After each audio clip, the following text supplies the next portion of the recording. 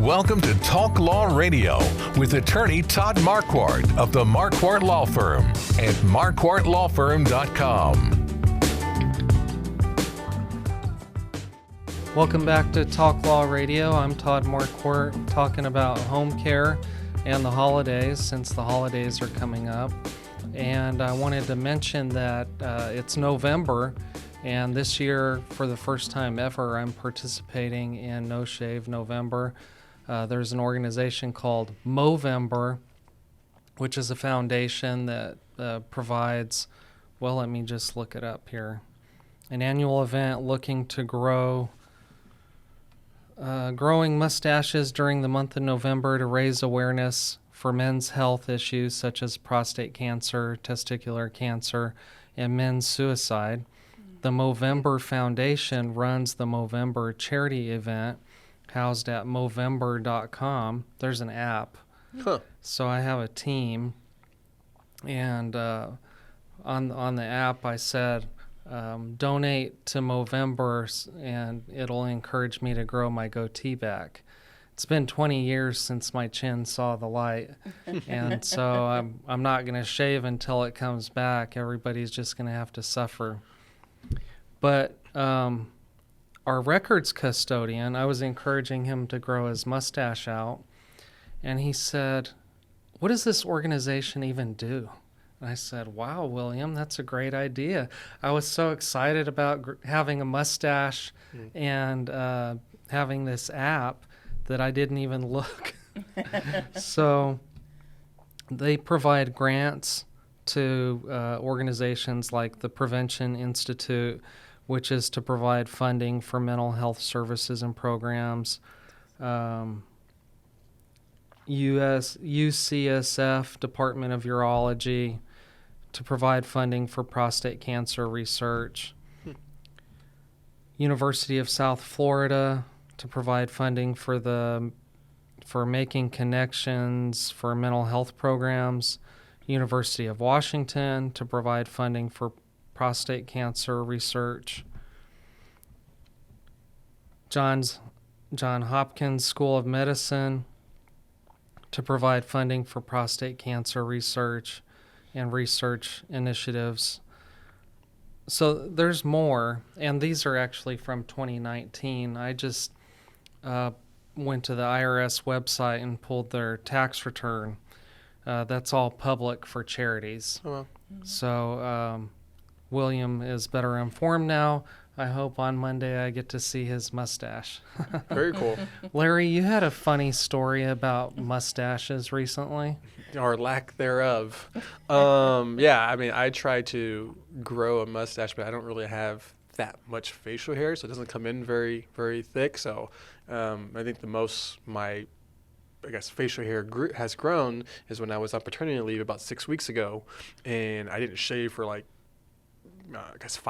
5 weeks. Oh, yeah. And then so I finally shaved just to try to keep a mustache, and Yeah. it just didn't look right. Okay. And we had a work event yesterday. We had a theme of mustache theme, so everyone had the fake mustaches, and we took a photo. I had my mustache, what I thought rocking, and we took the photo, one of a group one far away, and then a selfie photo. And you can see on the selfie photo, but when you look at the group one, I'm trying to stroke my mustache, but nothing is there. Mm-hmm. So they had to Photoshop one of the fake mustaches onto my face so it can look like I got a mustache. Yeah. So sounds like a fun place to work. Is that part of Maxim Healthcare Services culture? Yeah, definitely. I mean, over the years, I think we've recruited the same type of personality, same type of culture throughout Maxim. It's always been important, but I think, within our area, within just the company recently over the years, I mean, that's been very important to, keep things lively. We want people to enjoy where they work, happy employees, happy work environment, also gives happy services too, great services. So, all that kind of runs together. How long have you been there? 12 years. Okay. Yeah. Wow. Yeah. Longevity. Yeah. It's really the only job I've had after college. So yeah. It's been great. So, Angela, do you have any funny stories about Maxim Healthcare Services culture? I think, I would say for Halloween one year, I was surprised because the recruiters decided to dress up like other people in the office. Oh, that's funny. So, so one of the recruiters tried to dress up like me, but she doesn't have as much volume as I have in my hair. So she had to do like a sock in her hair to make her hair like big. And so it was funny, and also I guess you could say I was what's the word I'm looking for? Humbled by that? Yes, that she would want to be like dressed like me. So Yeah, that was a fun day for sure. yeah. Let's define that word recruiter. Oof, that's a Because, like, when I hear recruiter, I'm thinking of like the football team trying to recruit a new running back. I mean, the recruiter is kind of the jack of all trades. I mean, yes, we are recruiters, and that is our main priority as a recruiter To is recruit to who? recruit nurses. Okay. So we're recruiting RNs, LVNs, and home health aides, CNAs to work with our patients. So we're for our current patients and then any new patients coming in, we need to make sure we have the staff available to, bring them home from the hospital or wherever they're discharging from to bring them home safely. So. And are you recruiting right now? Yeah, I mean, we got job boards, job postings up that, people probably over the weekends are applying to. And then when our recruiters come back into the office on Monday, they, follow up on those, applications and, they recruit daily to find those nurses. So if somebody's out there, a nurse, CNA, LVN, looking right now, where can they go? They would just call our office number, 210-341-3800, and those nurses will more than likely get our on-call coordinator, and she will, take down their name, number, and, email the office to let them know, hey, follow up with this lady. They can also go to maximhealthcare.com and, look at the San Antonio office for application. Okay, so this is a nationwide company. Angela, you mentioned that a couple of weeks ago. Tell us about the national presence that you remember. I think it's just having so many resources. So there's a lot of training that we would go through. So as far as leadership training, diversity and inclusion, manager training, just on ways that we could better communicate with our staff, culture. I know there was client engagement as well. So a lot of different resources. And then if we had issues, we had a lot of people that we could reach out to. So not only our leadership, but also we had an HR department, a legal department that we could reach out to. So it's definitely a lot of resources just to make sure that whenever we would make a decision that it was the right decision and that we were following like all the regulations and such, just to make sure at the end of the day that our patient was safe and well taken care of, and our staff was backed up as well. And I would say the footprint's been really great too, being a national company, having, we have over about 200 offices nationwide from East Coast to West Coast in over 42 different states. So, we got a lot of footprint, and part of that really helps for our active duty service members and their dependents, because we're in different places.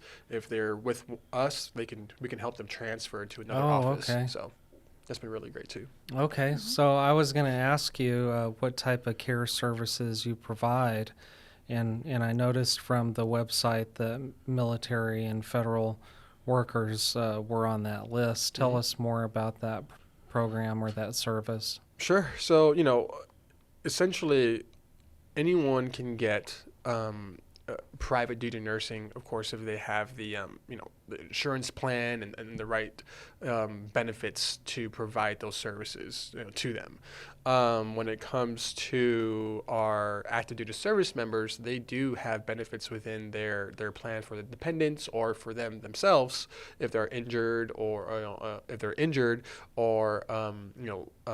their dependents, of course, are medically complex, generally through TRICARE Echo, and they can get anywhere between 40 hours a week up to 84, sometimes 112 hours of nursing care for those 18 and under dependents.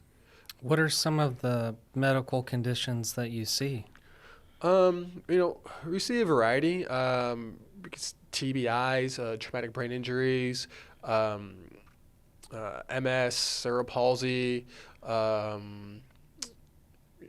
and a lot of those kind of lead to ALS. ALS is a huge one especially for our veterans. There's definitely been some studies where veterans, active duty service members, there is a service connection within ALS. So we do have a huge population, especially in Central Texas right now, where we're providing services to veterans who have ALS and have chosen to go that route of, being dependent on a trach or a ventilator. So our nurses manage the trach and the ventilator medication and all those things in the home. So that's a lot of work to manage a ventilator and a trach. Angela, do you know what the specific tasks would be and why that's so important to have a medical professional doing it? Yes. So with these patients, with them having a trach, they're dependent on that for their airway. So you need somebody that's going to be skilled to be able to suction them, know how to suction, know how to change out the trach in the event of an emergency, as well as for the ventilator. They need to have that training that they'll be able to troubleshoot if the ventilator alarms. They can look at the alarm and determine what's the next steps. And with Maxim, they did partner with Johns Hopkins School of Nursing to create a training program for ventilators. So the nurses have to go through that program first. And with that program, it gives them scenario questions so that they can figure out, okay, if this scenario happens, what would you do?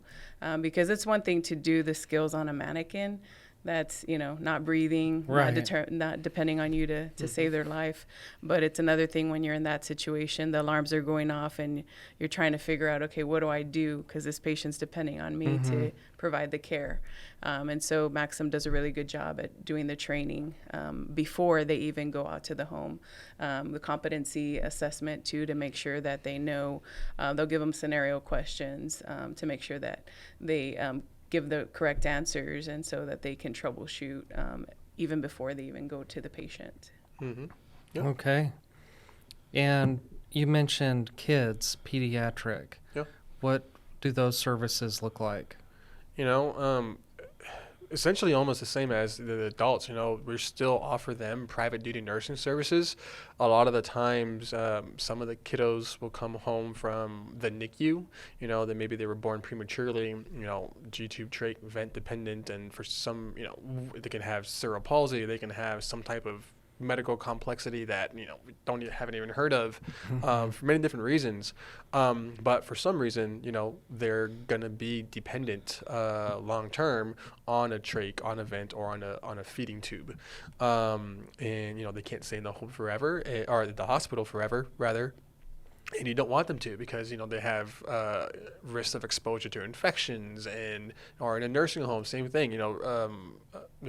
Infection diseases, and being able to bring them back home with their family and the loved ones, it just offers a better quality of life all around. It doesn't, comes with its challenges for sure, for the primary caregiver, for their loved one. But I think, when it comes to weighing everyone's different. When it comes to weighing the options of home versus somewhere else, a lot of people choose home. Oh yeah, home is where the heart is. Yeah, and there's a specialized competency for pediatrics. So it has a lot more questions just to make sure that the nurse, because with pediatrics they have adults are a little bit more stable than pediatrics. So just making sure that nurse is able to to answer all those questions and be comfortable with the pediatric patient, because with the trach, they have to be quick to change it out. Yeah. So, okay, we got to take a break. Stay tuned.